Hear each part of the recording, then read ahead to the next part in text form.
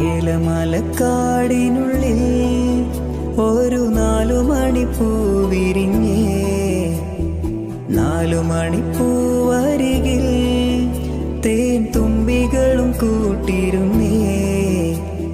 തെന്നലുടയാട് തന്നെ മണിച്ചിന്തുമൊഴിയോതി വന്നേ.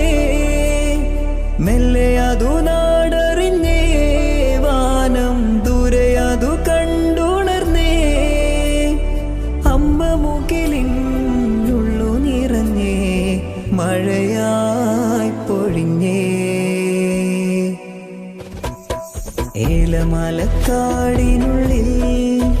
ഒരു 4 മണിപ്പൂ വിരിഞ്ഞേ. 4 മണിപ്പൂ